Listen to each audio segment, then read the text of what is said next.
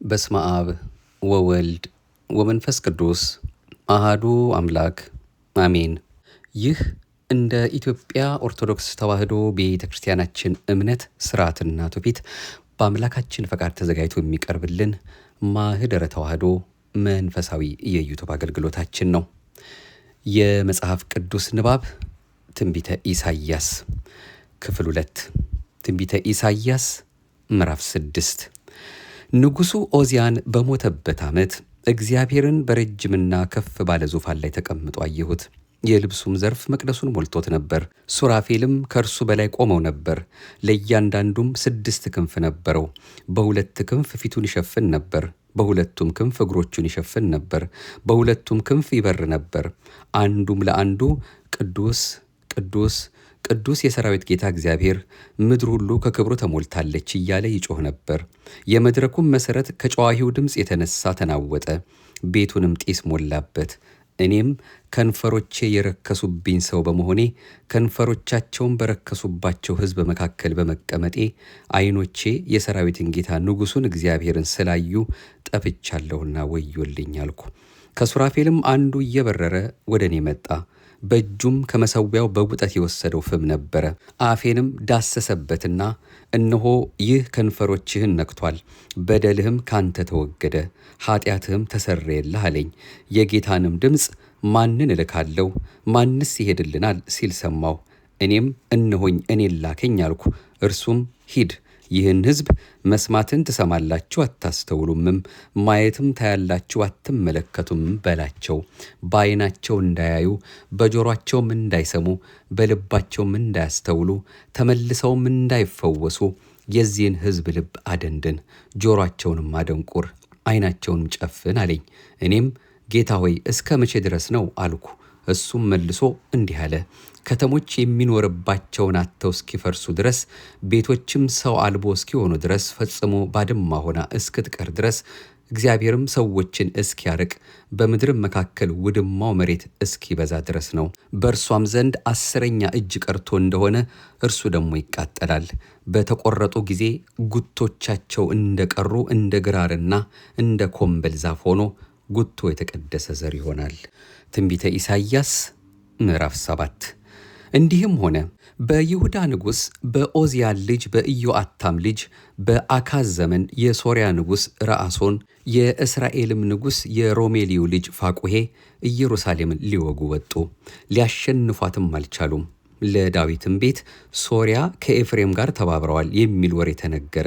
የእርሱም ልብ የሕዝቡም ልብ የዱር ዛፍ በነፋስ እንድትናወጥ ተናወጠ። እግዚአብሔርም ኢሳይያስን አለው፣ አንተና ልጅህ ያሱብ አካዝን ትገናኙት ዘንድ በልብስ አጣቢው እርሻ መንገድ ወዳለው ወደ ላይኛው የኩሬ መስኖ ጫፍ ውጡ። እንዲህም በለው፣ ተጠበቅ፣ ዝምም በል። ስለ እነዚህ ስለሚጤሱ ስለ 2 የእንጨት ጠለሸቶች ስለ ሶርያና ስለ ረአሶን ስለ ሮሜልዩም ልጅ ቁጣ አትፍራ፣ ልብህም አይድከም። ሶርያና ኤፍሬም የሮሜልዩም ልጅ ወደ ይሁዳ እንውጣ፣ እናስጨንቀውም፣ እንስበረውም፣ የጣብኤልንም ልጅ እናንግስበት ብለው ክፋት ስለመከሩብህ ጌታ እግዚአብሔር እንዲህ ይላል፣ ይህ ምክር አይጸናምና አይሆንም። የሶርያ ራስ ደማስቆ ነው፣ የደማስቆም ራስ ረአሶን ነው። በ65 ዓመት ውስጥ ኤፍሬም ይሰባበራልና ሕዝብ አይሆንም። የኤፍሬምም ራስ ሰማርያ ነው፣ የሰማርያም ራስ የሮሜልዩ ልጅ ነው። ባታምኑ አትጸኑም። እግዚአብሔርም ደግሞ አካዝን እንዲህ ብሎ ተናገረው፣ ከጥልቁ ወይም ከከፍታው ቢሆን ከአምላክህ ከእግዚአብሔር ምልክትን ለምን። አካዝም አልለምንም እግዚአብሔርንም አልፈታተንም አለ። እርሱም አለ፣ እናንት የዳዊት ቤት ሆይ ስሙ፣ በውኑ ሰውን ማድከማችሁ ቀላል ነውን? አምላኬን ደግሞ የምታደክሙ? ስለዚህ ጌታ ራሱ ምልክት ይሰጣችኋል። እነሆ ድንግል ትጸንሳለች፣ ወንድ ልጅም ትወልዳለች፣ ስሙንም አማኑኤል ብላ ትጠራዋለች። ክፉን ለመጥላት መልካሙንም ለመምረጥ ሲያውቅ ቅቤና ማር ይበላል። ሕፃኑ ክፉን ለመጥላት መልካሙን ለመምረጥ ሳያውቅ የፈራሃቸው የሁለቱ ነገሥታት አገር ባድማ ትሆናለች።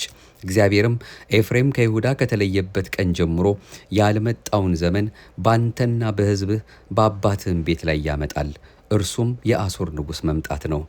በዚያም ቀን እንዲህ ይሆናል፣ እግዚአብሔር በግብፅ ወንዝ ዳርቻ ያለውን ዝንብ በአሦርም አገር ያለውን ንብ በፉጨት ይጠራል። ይመጡማል። እነርሱም ሁሉ በበረሃ ሸለቆ፣ በድንጋይም ዋሻ ውስጥ፣ በእሾህ ቁጥቋጦ ሁሉ ላይ፣ በማሰማሪያውም ሁሉ ላይ ይሰፍራሉ። በዚያም ቀን እግዚአብሔር ከወንዙ ማዶ በተከራየው ምላጭ በአሦር ንጉሥ የራሱንና የእግሩን ጠጉር ይላጨዋል፣ ምላጩም ጢሙን ደሞ ይበላል። በዚያን ቀን እንዲህ ይሆናል። ሰው አንዲት ጊደርን 2 በጎችንም ያሳድጋል። ከሚሰጡት ወተት ብዛት የተነሳ ቅቤ ይበላል። በአገሪቱም መካከል የቀረ ሁሉ ቅቤና ማር ይበላል። በዚያም ቀን እንዲህ ይሆናል። 1000 ብር የተገመተ 1000 የወይን ግንድ በነበረበት ስፍራ ሁሉ ለኩርንችትና ለእሾህ ይሆናል። ኩርንችትና እሾህ በምድር ሁሉ ላይ ነውና በፍላጻና በቀስት ወደዚያ ይገባሉ። በመቆፈሪያም ወደ ተቆፈሩ ኮረብቶች ሁሉ ከኩርንችትና እሾህ ፍርሃት የተነሳ ወደዚያ አትሄድም። ነገር ግን የበሬ ማሰማሪያና የበግ መራገጫ ይሆናል። ትንቢተ ኢሳይያስ ምዕራፍ 8። እግዚአብሔርም ታላቅ ሰሌዳ ወስደህ ምርኮ ፈጠነ፣ ብዝበዛ ቸኮለ ብለህ በሰው ፊደል ጻፍበት። የታመኑትን ሰዎች ካህኑን ኦርዮንና የበራኪውን ልጅ ዘካርያስን ምስክሮች አድርግልኝ አለኝ። ወደ ነቢይቱም ቀረብኩ፣ እርሷም ጸነሰች፣ ወንድ ልጅንም ወለደች። እግዚአብሔርም ሕፃኑ አባቱና እናቱን መጥራት ሳያውቅ የደማስቆን ሀብትና የሰማርያን ምርኮ በአሦር ንጉሥ ፊት ይወስዳልና ስሙን ምርኮ ፈጠነ፣ ብዝበዛ ቸኮለ ብለህ ጥራው አለኝ። እግዚአብሔርም ደግሞ ተናገረኝ እንዲህም አለኝ፣ ይህ ሕዝብ በቀስታ የሚሄደውን የሰሊሆምን ውሃ ጠልቷልና ረአሶንንና የሮሜልዩንም ልጅ ወዷልና፣ ስለዚህ እነሆ እግዚአብሔር ብርቱና ብዙ የሆነውን የወንዝ ውሃ የአሦርን ንጉሥና ክብሩን ሁሉ ያመጣባቸዋል። መስኖውንም ሁሉ ሞልቶ ይወጣል፣ በዳሩም ሁሉ ላይ ይፈሳል። እየጎረፈም ወደ ይሁዳ ይገባል፣ እያጥለቀለቀም ያልፋል፣ እስከ አንገትም ይደርሳል። አማኑኤል ሆይ የክንፉ መዘርጋት የአገርህን ስፋት ትሞላለች። አሕዛብ ሆይ እወቁና ደንግጡ፣ እናንተም ምድራችሁ የራቀ ሁሉ አድምጡ። ታጠቁ፣ ደንግጡ፣ ታጠቁ፣ ደንግጡ። ተመካከሩ፣ ምክራችሁም ይፈታል። ቃሉን ተናገሩ፣ ቃሉም አይጸናም፣ እግዚአብሔር ከእኛ ጋር ነውና። እግዚአብሔርም በጽኑ እጅ እንዲህ ተናገረኝ፣ በዚህም ሕዝብ መንገድ እንዳልሄድ አስጠነቀቀኝ። እንዲህም አለኝ፣ ይህ ሕዝብ ዱለት ነው በሚሉት ሁሉ ዱለት ነው አትበሉ፣ መፈራታቸውንም አትፍሩ፣ አትደንግጡ። ነገር ግን የሰራዊትን ጌታ እግዚአብሔርን ቀድሱት። የሚያስፈራችሁና የሚያስደነግጣችሁም እርሱ ይሁን። እርሱም ለመቅደስ ይሆናል። ነገር ግን ለሁለቱ ለእስራኤል ቤቶች ለእንቅፋት ድንጋይና ለማሰናከያ አለት፣ በኢየሩሳሌምም ለሚኖሩ ለወጥመድና ለአሽክላ ይሆናል። ብዙዎችም በእርሱ ይሰናከላሉ፣ ይወድቁማል፣ ይሰበሩማል፣ ይጠመዱማል፣ ይያዙማል። ምስክሩን እሰር፣ በደቀ መዛሙርቶች መካከል ሕጉን አትም። ከያዕቆብም ቤት ፊቱን የመለሰውን እግዚአብሔርን እጠብቃለሁ፣ እተማመንበትም አለሁ። እነሆ እኔና እግዚአብሔር የሰጠኝ ልጆች ለእስራኤል በጽዮን ተራራ ከሚኖረው ከሰራዊት ጌታ ከእግዚአብሔር ዘንድ ምልክትና ተአምራት ነን። እነርሱም የሚጮኹትንና ድምፃቸውን ዝቅ አድርገው የሚናገሩትን መናፍስት ጠሪዎችንና ጠንቋዮችን ጠይቁ ባሏቸው ጊዜ ሕዝቡ ከአምላኩ መጠየቅ አይገባውምን? ወይስ ለሕያዋን ሲሉ ሙታንን ይጠይቃሉን? ወደ ሕግና ወደ ምስክር ሂዱ። እንዲህም ያለውን ቃል ባይናገሩ ንጋት አይበራላቸውም። እነርሱም ተጨንቀውና ተርበው ያልፋሉ። በተራቡም ጊዜ ተቆጥተው ንጉሣቸውንና አምላካቸውን ይረግማሉ። ወደ ላይም ይመለከታሉ፣ ወደ ምድርም ይመለከታሉ። እነሆም መከራና ጨለማ፣ የሚያስጨንቅም ጭጋግ አለ። ወደ ድቅድቅም ጨለማ ይሰደዳሉ። ትንቢተ ኢሳይያስ ምዕራፍ 9። ነገር ግን ተጨንቃ ለነበረች ጨለማ አይሆንም። በመጀመሪያው ዘመን የዛብሎንንና የንፍታሌምን ምድር አቃለለ። በኋለኛው ዘመን ግን በዮርዳኖስ ማዶ በባህር መንገድ ያለውን የአሕዛብን ገሊላ ያከብራል። በጨለማ የሄደ ሕዝብ ብርሃን አየ። በሞት ጥላ አገርም ለኖሩ ብርሃን ወጣላቸው። ሕዝብን አብዝተሃል፣ ደስታንም ጨምረህላቸዋል። በመከር ደስ እንደሚላቸው ሰዎችም ምርኮን ሲካፈሉ ደስ እንደሚላቸው በፊትህ ደስ ይላቸዋል። በምድያም ጊዜ እንደሆነ የሸክሙን ቀንበር የጫንቃውንም በትር ያስጨናቂውንም ዘንግ ሰብረሃል። የሚረግጡ የሰልፈኞች ጫማ ሁሉ በደምም የተለወሰ ልብስ ለቃጠሎ ይሆናል፣ እንደ እሳት ማቃጠያም ሆኖ ይቃጠላል። ሕፃን ተወልዶልናልና ወንድ ልጅም ተሰጥቶናልና፣ አለቅነትም በጫንቃው ላይ ይሆናል። ስሙም ድንቅ መካር፣ ኃያል አምላክ፣ የዘላለም አባት፣ የሰላም አለቃ ተብሎ ይጠራል። ከዛሬ ጀምሮ እስከ ዘላለም ድረስ በፍርድና በጽድቅ ያጸናውና ይደግፈው ዘንድ በዳዊት ዙፋንና በመንግስቱ ላይ አለቅነቱ ይበዛል፣ ለሰላሙም ፍጻሜ የለውም። የእግዚአብሔር ቅናት ይህን ያደርጋል። ጌታ በያዕቆብ ላይ ቃልን ሰደደ፣ በእስራኤልም ላይ ወደቀ። በትዕቢትና በልብ ኩራት ጡቡ ወድቋል። ነገር ግን በተወቀረ ድንጋይ እንሰራለን፣ የሾላ ዛፎች ተቆርጠዋል፣ ነገር ግን ዝግባን እንተካባቸዋለን የሚሉ በኤፍሬምና በሰማርያ የሚኖሩ ሕዝብ ሁሉ ያውቃሉ። ስለዚህ እግዚአብሔር በጽዮን ተራራ ላይ ተቋቋሚ ያስነሳበታል። ጠላቶቹን ሶርያውያንንም ከምስራቅ ፍልስጤማውያንንም ከምዕራብ ያንቀሳቅስበታል። እስራኤልንም በተከፈተ አፍ ይበሉታል። በዚህም ሁሉ እንኳ ቁጣው አልተመለሰችም፣ ነገር ግን እጁ ገና ተዘርግታ ትኖራለች። ሕዝቡ ግን ወደ ቀሰፋቸው አልተመለከቱም፣ የሰራዊትንም ጌታ እግዚአብሔርን አልፈለጉም። ስለዚህ እግዚአብሔር ራስንና ጅራትን የሰሌኑን ቅርንጫፍና እንግጫውን በአንድ ቀን ከእስራኤል ይቆርጣል። ሽማግሌውና ከበርቴው እርሱ ራስ ነው፣ በሐሰትም የሚያስተምር ነቢይ እርሱ ጅራት ነው። ይህን ሕዝብ የሚመሩ ያስቷቸዋል፣ ተመሪዎቹም ይጠፋሉ። ሰው ሁሉ ዝንጉና ክፉ ሰሪ ነውና፣ አፍም ሁሉ ስንፍናን ይናገራልና። ስለዚህ ጌታ በጎልማሶቻቸው ደስ አይለውም፣ ለድሃ አደጎቻቸውና ለመበለቶቻቸውም አይራራም። በዚህም ሁሉ እንኳ ቁጣው አልተመለሰችም፣ ነገር ግን እጁ ገና ተዘርግታ ትኖራለች። ክፋት እንደ እሳት ይቃጠላል፣ ኩርንችቱንና እሾሁን ይበላል፣ ጭፍቅ የሆነውንም ዱር ያቃጥላል። ጢሱም ተትጎልጉሎ እንደ አመድ ይወጣል። በሰራዊት ጌታ በእግዚአብሔር ቁጣ ምድር ተቃጥላለች። ሕዝቡም እሳት እንደሚበላው እንጨት ሆኗል። ሰውም ለወንድሙ አይራራም። ሰው በቀኙ በኩል ይነቅላል ይራብማል፣ በግራም በኩል ይበላል አይጠግብምም። እያንዳንዱም የክንዱን ሥጋ ይበላል። ምናሴ ኤፍሬምን፣ ኤፍሬምም ምናሴን ይበላል። እነርሱ በአንድነት የይሁዳ ጠላቶች ይሆናሉ። በዚህም ሁሉ እንኳ ቁጣው አልተመለሰችም፣ ነገር ግን እጁ ገና ተዘርግታ ትኖራለች። ትንቢተ ኢሳይያስ ምዕራፍ 10 መበለቶችም ቅሚያቸው እንዲሆኑ ድሃ አደጎችንም ብዝበዛቸው እንዲያደርጉ የድሃውን ፍርድ ያጣምሙ ዘንድ የችግረኛውንም ሕዝቤን ፍርድ ያጎሉ ዘንድ የግፍን ትእዛዛት ለሚያዙ ክፉንም ጽሕፈት ለሚጽፉ ወዮላቸው። በተጎበኛችሁበት ቀን መከራም ከሩቅ በሚመጣበት ዘመን ምን ታደርጉ ይሆን? ለረድኤትስ ወደ ማን ትሸሻላችሁ? ክብራችሁንስ ወዴት ትተውታላችሁ? ከእስረኞች በታች ይጎነበሳሉ፣ ከተገደሉትም በታች ይወድቃሉ። በዚህም ሁሉ እንኳ ቁጣው አልተመለሰችም፣ ነገር ግን እጁ ገና ተዘርግታ ትኖራለች። ለቁጣዬ በትር ለሆነ የመዓቴም ጨንገር በእጁ ላለ ለአሦር ወዮለት። እርሱንም በዝንጉ ሕዝብ ላይ እልካለሁ፣ ምርኮውንና ብዝበዛውንም ይወስድ ዘንድ እንደ አደባባይም ጭቃ የተረገጡ ያደርጋቸው ዘንድ በምቆጣቸው ሰዎች ላይ አዘዋለሁ። እርሱ እንዲሁ አያስብም፣ በልቡም እንዲህ አይመስለውም። ነገር ግን ማጥፋት ጥቂት ያይደሉትንም አሕዛብን መቁረጥ በልቡ አለ። እንዲህ ይላል፣ መሳፍንቴ ሁሉ ነገሥታት አይደሉምን? ካልኖ እንደ ከርከሚሽ አይደለሽምን? ሐማትስ እንደ አርፋድ አይደለችምን? ሰማርያስ እንደ ደማስቆ አይደለችምን? የተቀረጹ ምስሎቻቸው ከኢየሩሳሌምና ከሰማርያ ምስሎች የበለጡትን የጣዖቶችን መንግስታት እጄ እንዳገኘች በሰማርያና በጣዖቶቿም እንዳደረግኩ እንዲሁ በኢየሩሳሌምና በጣዖቶቿ አላደርግምን? ስለዚህ እንዲህ ይሆናል፣ ጌታ ሥራውን ሁሉ በጽዮን ተራራና በኢየሩሳሌም ላይ በፈጸመ ጊዜ የአሦርን ንጉሥ የኩሩ ልብ ፍሬን የዓይኑንም ከፍታ ትምክህት ይጎበኛል። እርሱ እንዲህ ብሏልና፣ አስተዋይ ነኝና በእጅ ኃይልና በጥበብ ያደረግኩት፣ የአሕዛብን ድንበሮች አራቅኩ፣ ሀብታቸውንም ዘረፍኩ። እንደ ጀግናም ሆኜ በምድር የተቀመጡትን አዋረድኩ። እጄም የአሕዛብን ኃይል እንደ ወፍ ቤት አገኘች።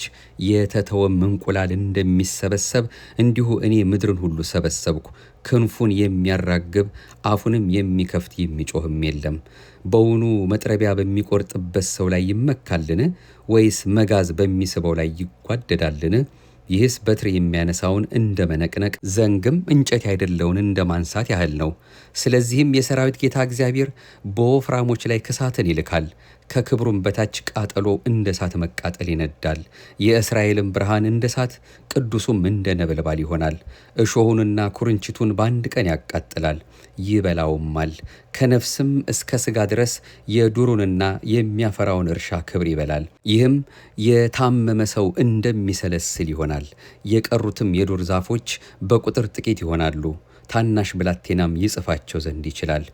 በዚያም ቀን እንዲህ ይሆናል። የእስራኤል ቅሬታ ከያዕቆብም ቤት የዳኑት ከእንግዲህ ወዲህ በመቷቸው ላይ አይደገፉም።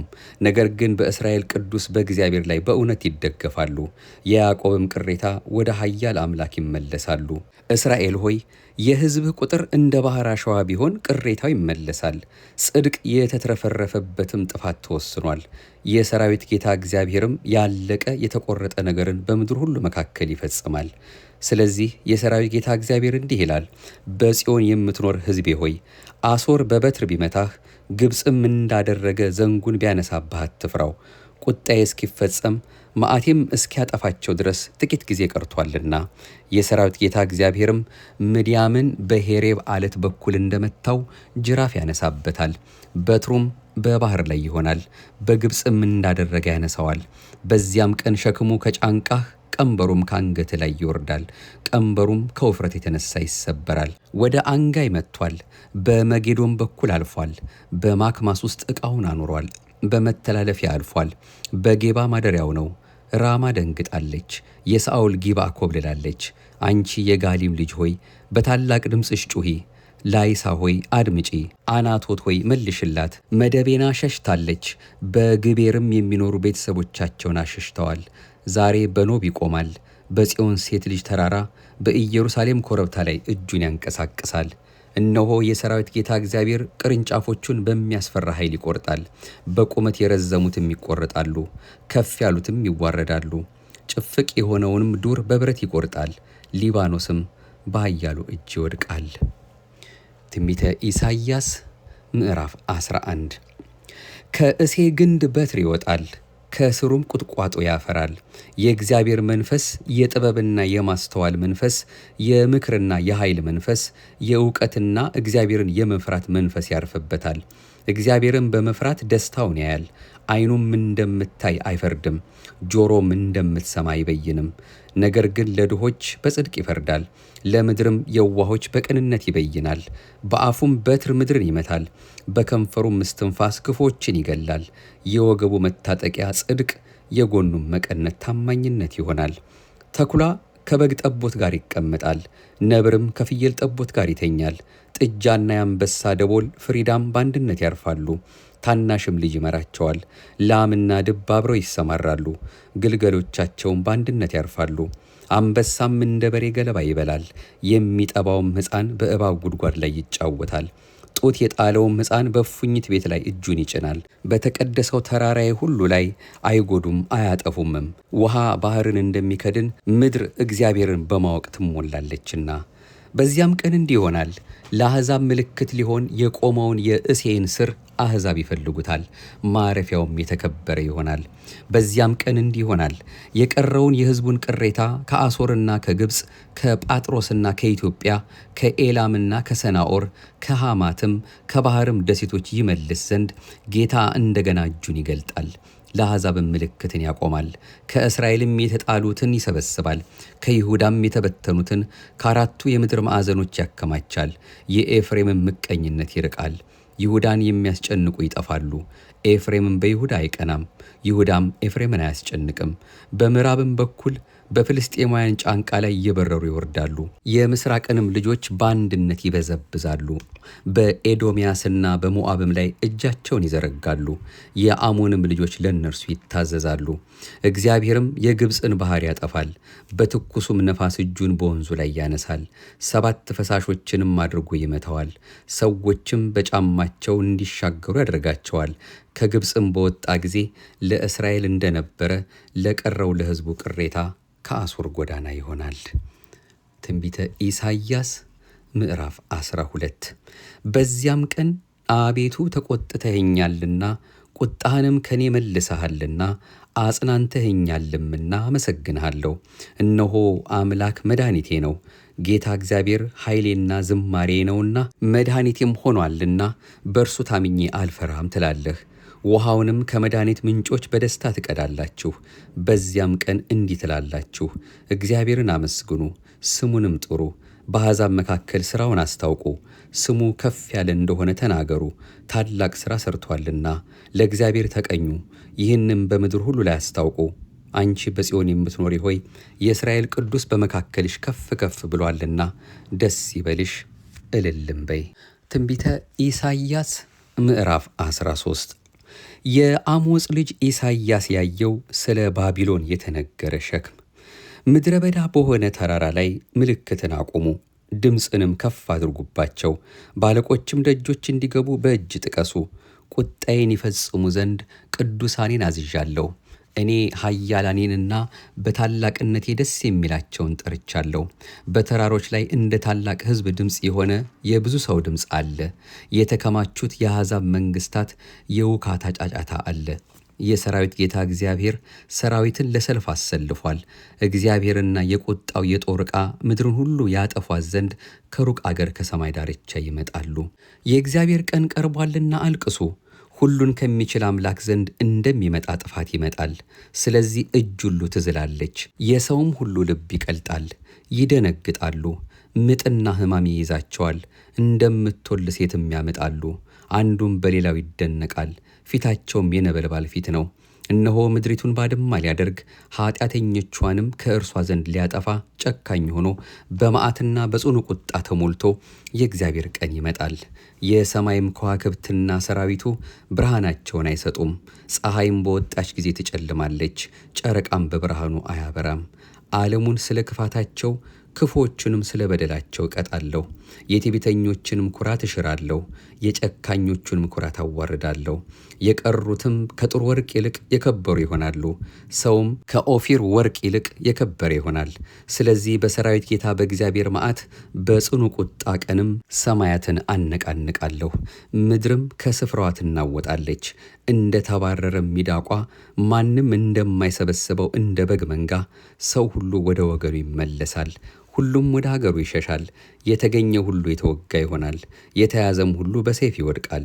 ሕፃናቶቻቸውም በፊታቸው ይጨፈጨፋሉ፣ ቤቶቻቸውም ይበዘበዛሉ፣ ሚስቶቻቸውም ይነወራሉ። እነሆ ብር የማይሹትን ወርቅም የማያምራቸውን ሜዶናውያንን በላያቸው አስነሳለሁ። ፍላጾቻቸውም ጎበዞችን ይጨፈጭፋሉ፣ የማኅፀንንም ፍሬ አይምሩም። ዓይኖቻቸውም ለሕፃናት አይራሩም። እግዚአብሔርም ሰዶምንና ገሞራን ባፈረሰ ጊዜ እንደነበረው የመንግስታት ክብር የከለዳውያንም ትዕቢት ጌጥ ባቢሎን እንዲሁ ትሆናለች። ለዘላለም የሚቀመጥባት አይገኝም። ከትውልድም እስከ ትውልድ ድረስ ሰው አይኖርባትም። አረባውያንም ድንኳንን በዚያ አይተክሉም፣ እረኞችም መንጎቻቸውን በዚያ አያሳርፉም። በዚያም የምድረ በዳ አራዊት ያርፋሉ፣ ጉጉቶችም በቤቶቻቸው ይሞላሉ፣ ሰጎኖችም በዚያ ይኖራሉ። በዚያም አጋንንት ይዘፍናሉ፣ ተኩላዎችም በግንቦቻቸው፣ ቀበሮዎችም በሚያማምሩ አዳራሾቻቸው ይጮኻሉ። ጊዜዋም ለመምጣት ቀርቧል፣ ቀኗም አይዘገይም። ነቢይን በነቢይ ስም የሚቀበል የነቢዩን ዋጋ ይወስዳል። ክብር ምስጋና ይሁን ለአብ፣ ክብር ምስጋና ይሁን ለወልድ፣ ክብር ምስጋና ይሁን ለመንፈስ ቅዱስ ዛሬም ዘወትርም ለዘላለሙ አሜን። አቤቱ አንተን መፍራትን በልቦናችን በጎ አምልኮትህንም በህሊናችን ጨምር። ማህደረ ተዋህዶ እንደ ኦርቶዶክሳዊ ተዋህዶ ቤተክርስቲያናችን እምነት ስርዓትና ትውፊት እሱ አምላካችን በረዳን መጠን የሚደርስልንን መርሃ ግብር ነበር ስናደምጥ የቆየ ነው። ከክፍል 14 በቀጣዩ በክፍል 3 እንመለሳለን። አምላከ ነቢያት የሰማነውን በልባችን ጽላት ይጻፍልን፣ ሀገራችንን በቸርነቱ ይጠብቅልን፣ ከጥፋት ይሰውርልን። የእኛንም የሁላችንም መጨረሻ ቃሉን ሰምተን እየፈጸምን እንዲያሳምርልን ፈቃዱ ከሁላችን ጋር ይሁን። እማምላክ አትለየን። ይቆየን።